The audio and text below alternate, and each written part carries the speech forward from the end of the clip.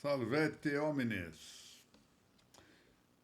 Cumprimento, mais uma vez, todos os que comparecem a este nosso encontro semanal das claves notariais registrais, que tem o apoio, para mim muito honroso, da Noreg do Paraná. Cumprimento seu presidente, Dr. Matheus Afonso Viro da Silva, em cujo nome quero saudar todos os integrantes dessa importante entidade paranaense, bem como quero agradecer o apoio que concedem meus estimados confrades e confreiras da Academia Paranaense de Direito Notarial e Registral. Estamos aqui tratando, já nesta 11ª parte, do tema determinação jurídica extrajudicial. Bom, após termos já nos aventurado pelo conceito de compreensão da lei, onde lembrar-se, nas exposições anteriores, dividimos essa compreensão da lei em compreensão do texto e compreensão da norma. Extração do significado normativo do texto. Isso é que se entende por compreensão da norma. E passamos, então, a tratar agora da segunda quase parte, não é? Do processo de determinação jurídica. Por que quase parte? Porque o processo é intelectual, e sendo um processo intelectual, na verdade, ele não tem partes. Se não é corpo, não tem partes. Mas é que fala-se assim em partes de maneira analógica, né? Um tanto imprópria, portanto. Essa segunda quase parte é a compreensão do fato. A propósito da qual compreensão, ao tratarmos inicialmente do assunto, trouxemos à consideração dois pares de importantes categorias para apreciação desse nosso capítulo. Esses pares consistem na lição do consagrado Juan Bailén de Goitisolo, o grande notário do século XX das Espanhas, tabelião em Madrid. E esses dois pares são, o primeiro par, espiritualismo e materialismo, e o segundo, idealismo e realismo. Bom, quanto ao primeiro desses pares, espiritualismo e materialismo, há atitudes excessivas. Assim é que, por exemplo, ao admitir o espiritualismo, afasta radicalmente a materialidade das coisas. As coisas seriam meras aparências. Apenas existiria o espírito. Mas também é excessiva, nesse par espiritualismo e materialismo, a conduta materialista que recusa o espírito, que recusa a espiritualidade. Ao revés, parece adequado afirmar a convivência da matéria e do espírito na realidade das coisas, sem excluir um e outro, o espírito e a matéria. Sequer mesmo separando o espírito da matéria, a matéria do espírito, como, por exemplo, a separou o pensamento cartesiano, o pensamento de René Descartes, tal que a res cogitans, o mundo do pensamento, lembra-se, a res cogitans logo nos leva à célebre frase radicalmente subjetiva de Descartes, cogito ergo sum, penso, logo existo. Como se essa res cogitans, portanto o mundo do pensamento, se contrapusesse à res extensa, ou seja, o mundo material. Bom, é muito fácil observar que grande parte, só para praticarmos uma ilustração, que grande parte de nossos hábitos são de caráter espiritual. Vamos pensar a propósito nas nossas virtudes intelectuais. Assim, por exemplo, a virtude da prudência, a virtude da ciência. Pensemos também nos nossos hábitos morais, por exemplo, a justiça e a temperança. Logo concluímos aí por sua espiritualidade. Por outro lado, também está e se apresenta evidente aos nossos olhos a corporeidade de muitíssimas coisas. A questão desses óculos, por exemplo, o meu próprio corpo. São evidências, os livros que ali atrás se encontram, ou esta bagunça livresca sobre a minha mesa de trabalho. Bom, tudo isso apresenta corpo.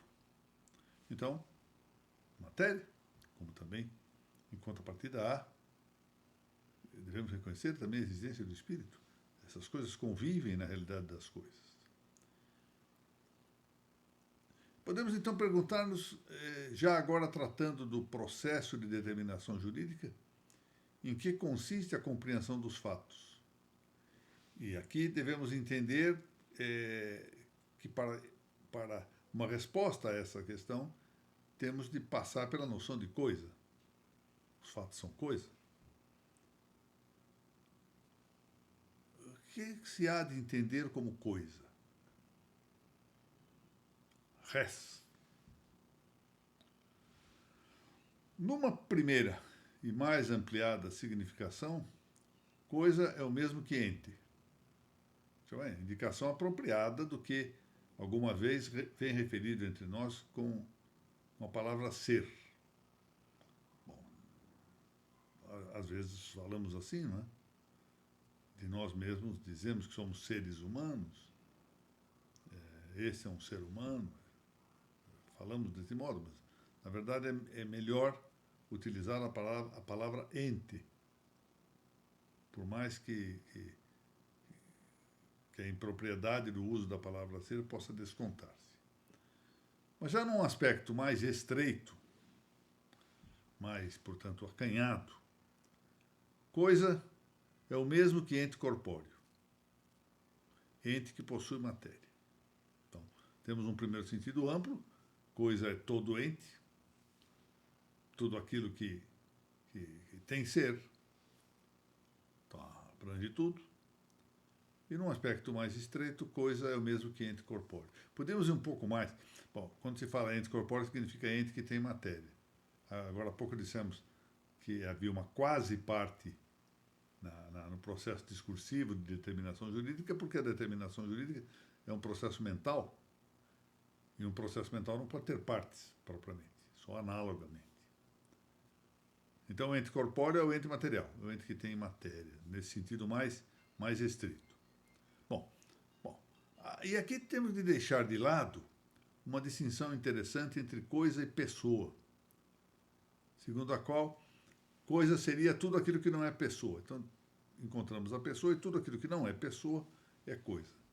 Mas aí supõe, portanto, um ente mais acanhado, um ente que exclui o ente pessoal, a pessoa. Bom, vamos ficar aqui com uma noção mais abrangente de coisa. Nesse conceito,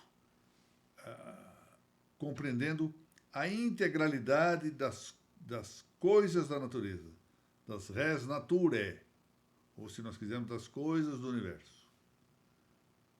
Tanto, pois, as coisas materiais, que correspondem àquelas res extensae cartesianas, quanto as espirituais. Também as substâncias, mas também os acidentes, as causas, as circunstâncias, os próprios homens, assim quer individualmente, quer socialmente, ou seja, no seu conjunto ordenado na sociedade, que é uma relação de ordem. E tudo isso, ademais, tanto numa perspectiva estática, quanto num aspecto dinâmico. Então, imaginem que quando nós vamos considerar, para uma determinação jurídica, um determinado fato, ou um determinado conjunto de fatos, nós vamos considerar com uma amplitude imensa. O nosso campo de perspectiva é muito amplo. Vamos ver as coisas tanto materiais quanto espirituais. Vamos ver a substância da coisa, o que a coisa é substancialmente, mas também seus acidentes. Ou seja, não nos basta saber que é uma maçã, mas muitas vezes temos a necessidade de saber se é uma maçã vermelha ou verde, um acidente. Se tem tal peso ou qual peso, outro acidente. buscar as causas das coisas, as causas dos fatos, as circunstâncias, as 7 circunstâncias famosas em que os fatos estão, a que estão os fatos atrelados, frequentemente.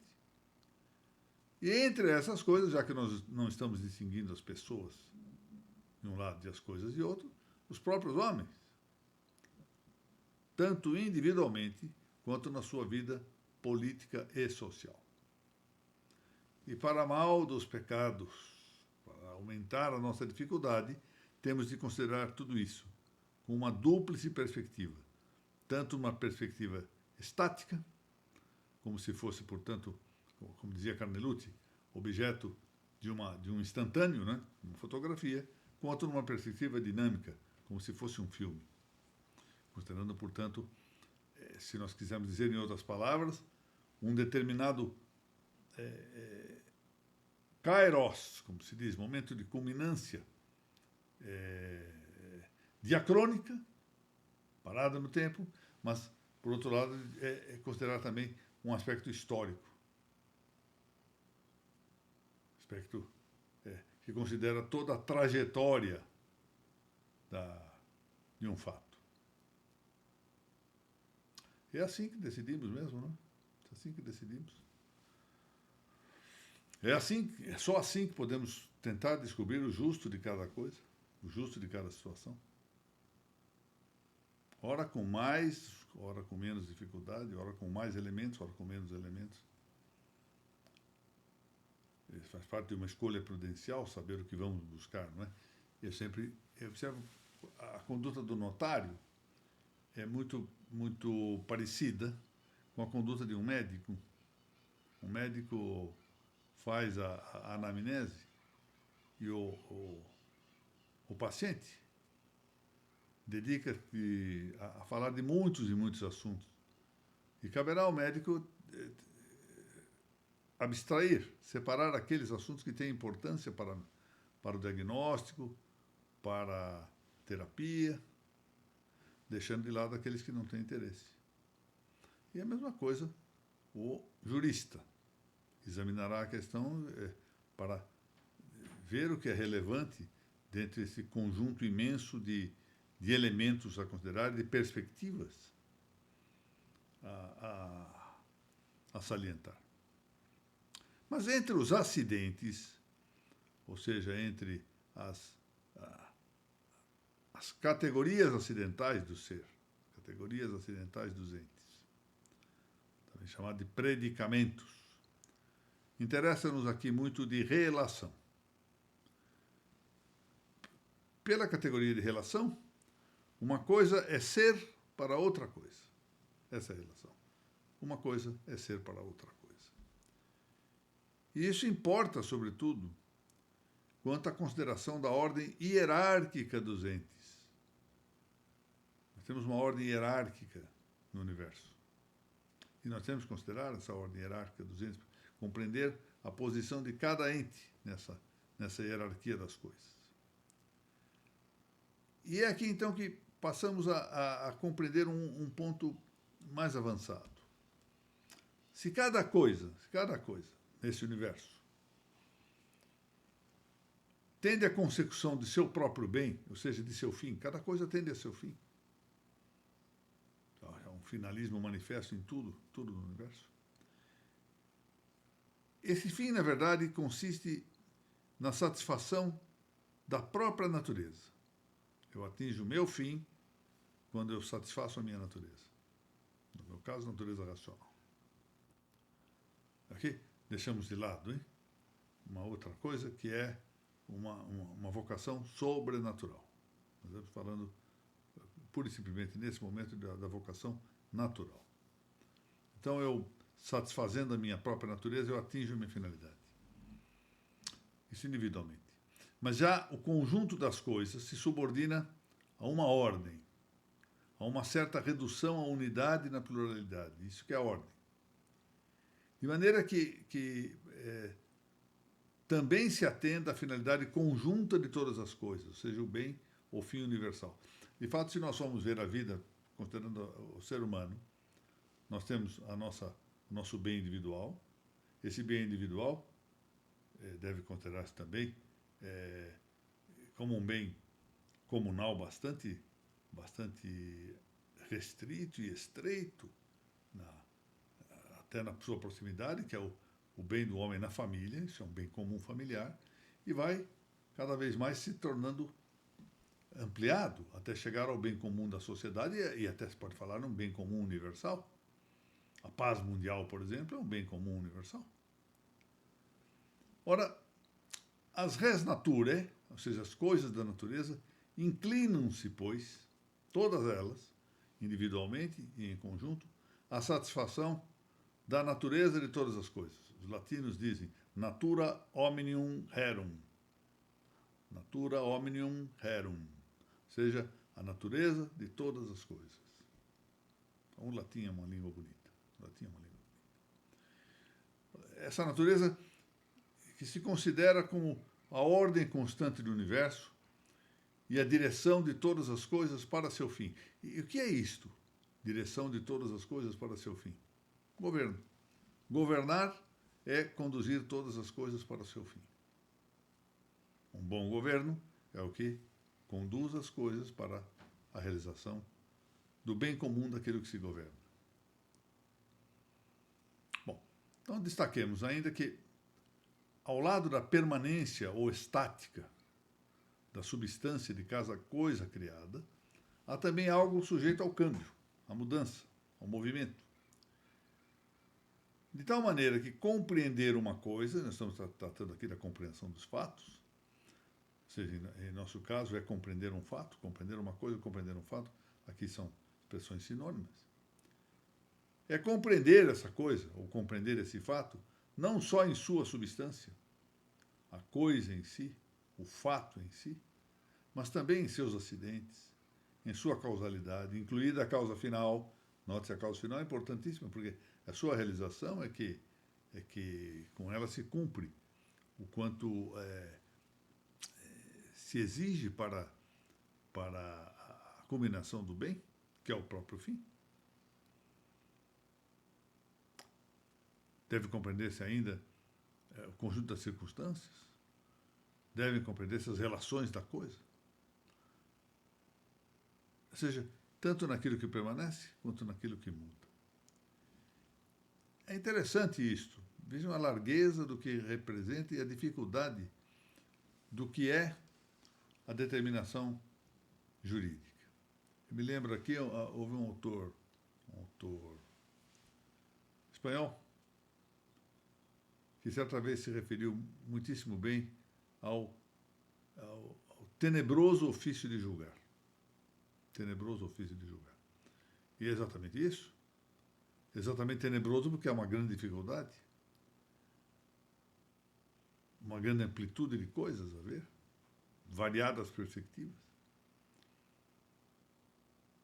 Então, eu concluo a exposição de hoje lembrando aqui de uma frase muito interessante de Valieri Goitisolo. Valieri diz que um rio não é só a água que corre. Um rio é também a sua fonte,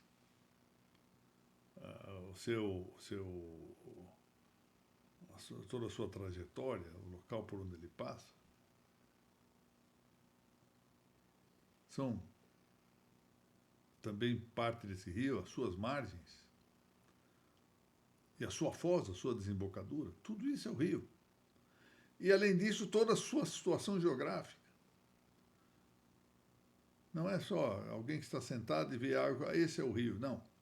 O rio é muito mais que isso. O rio é muito mais que isso. O rio está lá na sua fonte originária, está na sua desembocadura, está em seu leito, todo o seu leito, está nas suas